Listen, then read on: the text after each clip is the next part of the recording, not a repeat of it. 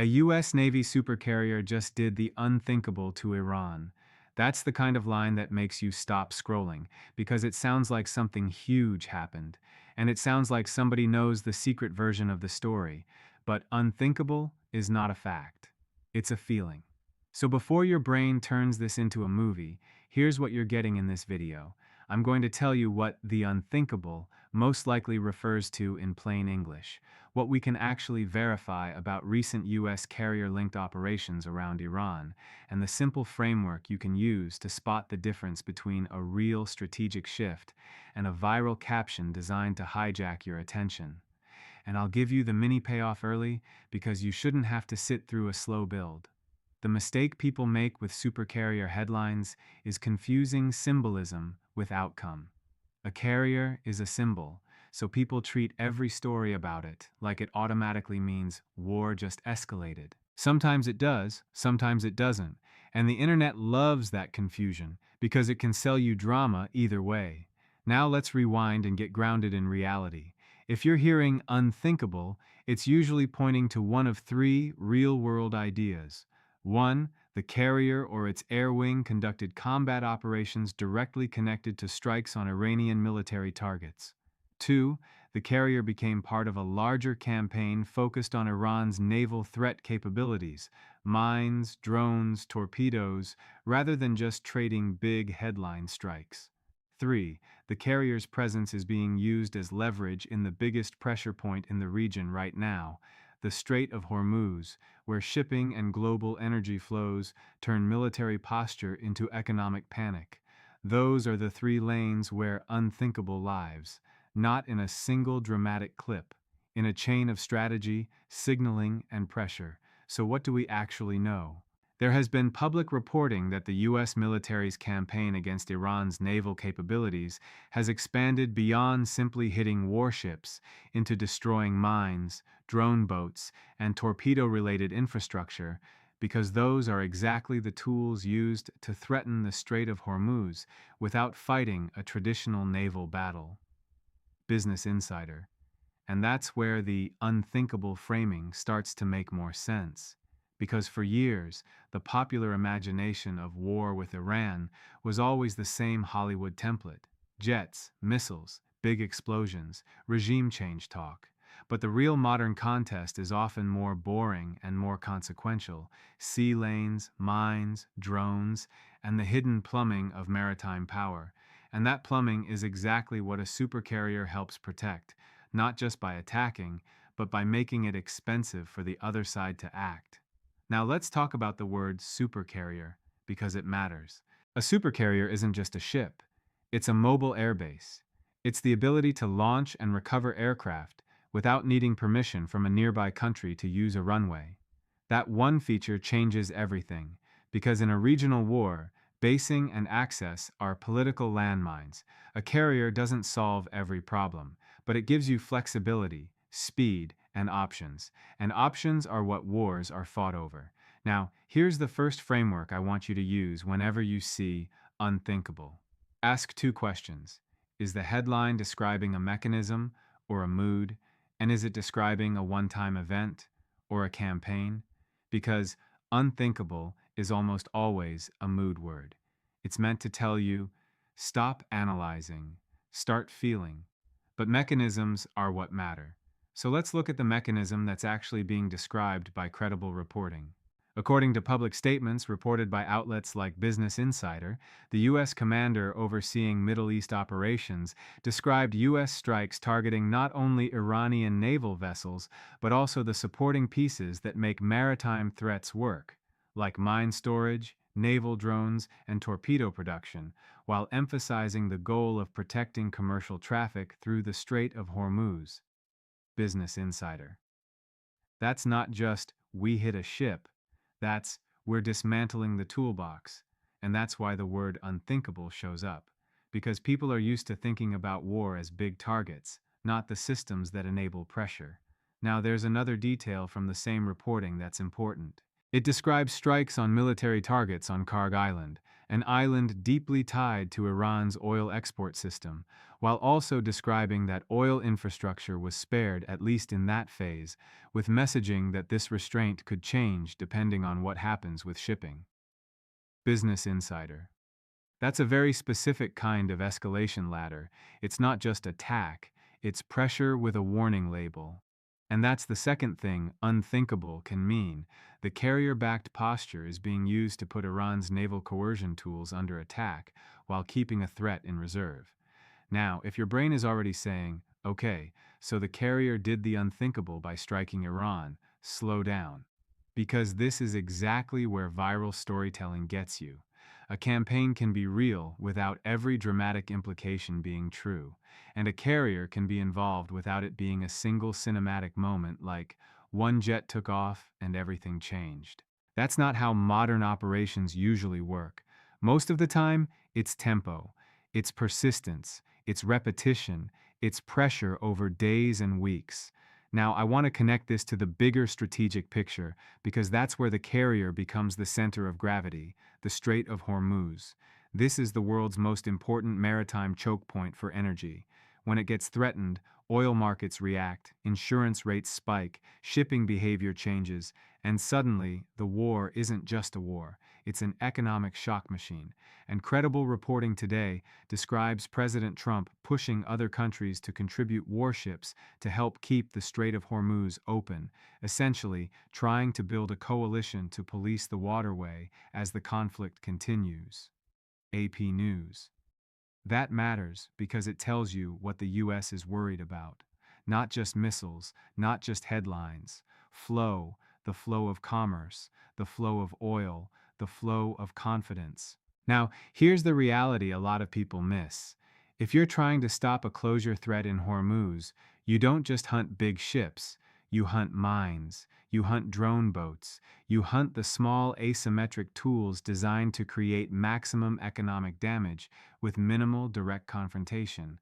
And that is exactly what the public reporting says the US strikes have focused on: mines, drone boats, torpedoes, mine layers, and related infrastructure. Business Insider.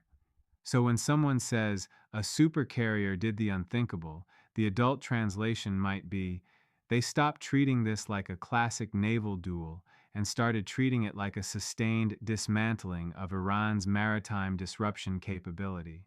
That's a very different war, and it's one that looks boring until you realize what it changes. Now, here's the part that you need to understand if you want to stay ahead of the narrative war. Supercarrier stories get exaggerated because carriers are perfect propaganda objects. If you want to claim strength, you show a carrier. If you want to claim weakness, you claim the carrier was hit, on fire, fleeing, or powerless. Either way, the carrier becomes the stage. So whenever you see an unthinkable carrier headline, you need one more filter. Ask, what would have to be true for this to be the unthinkable kind of story? Because there are levels. Level 1, the carrier is simply present. That's not unthinkable. That's deterrence. Level 2, the carrier's air wing is conducting sorties tied to a broader campaign. That's significant, but still not unthinkable. That's what carriers are for.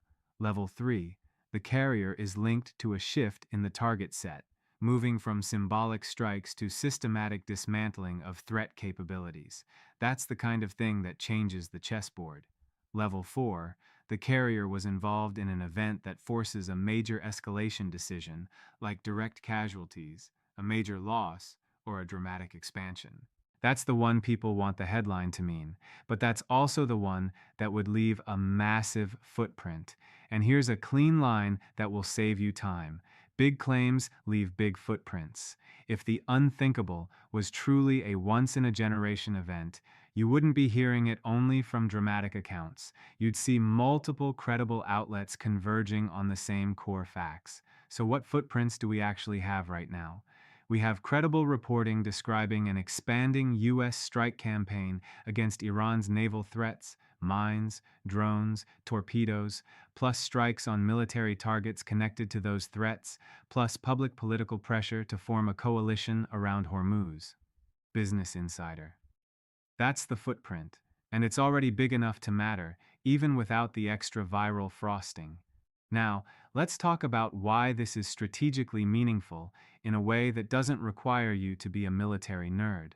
Most people imagine wars are won by destroying the enemy's most famous things, but modern regional conflicts often hinge on logistics and denial.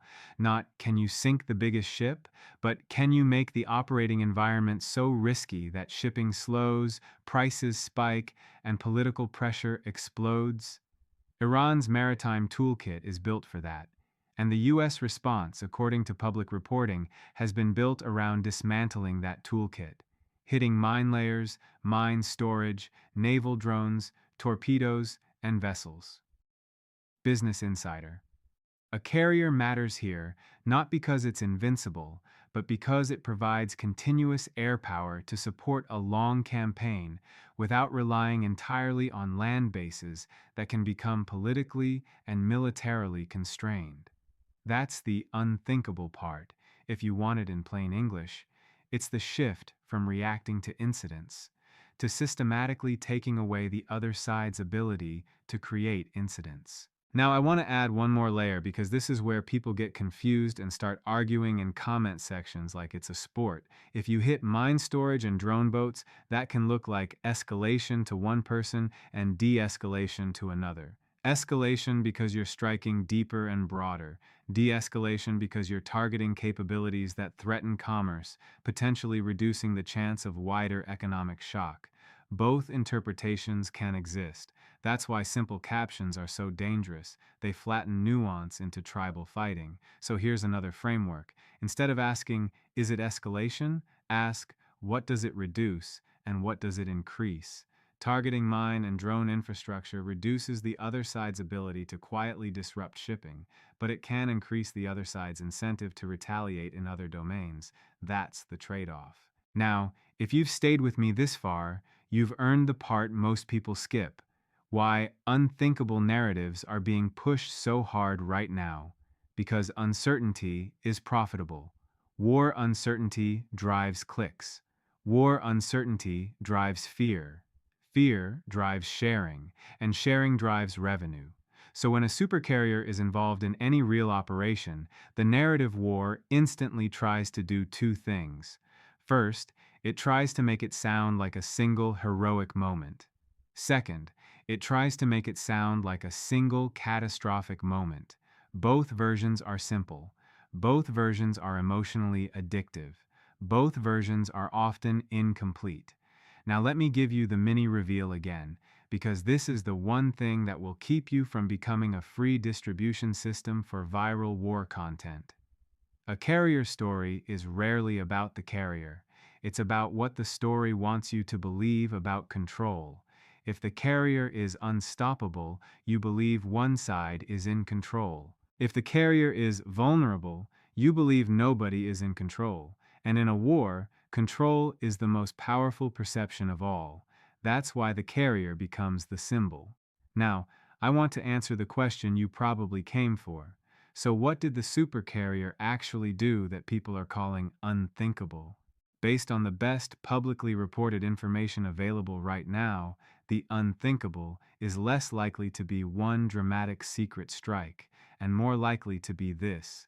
The US is using sustained air and maritime power, supported by carrier operations in the region, to dismantle Iran's naval disruption capabilities, including mines, drone boats, and torpedo infrastructure, while pressuring other nations to help enforce safe passage through Hormuz. Business Insider. That's not as cinematic as the caption, but it's more important, because it's about endurance.